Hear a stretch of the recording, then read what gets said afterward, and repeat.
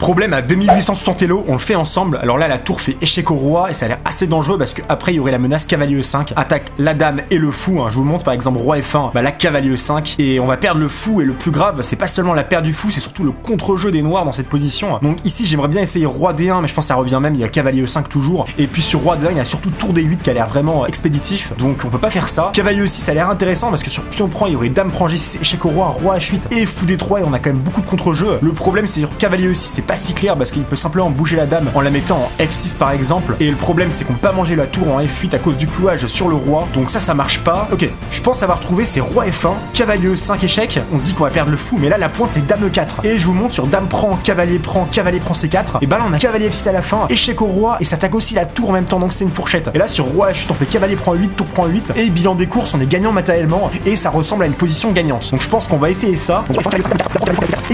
Et on a réussi l'exercice.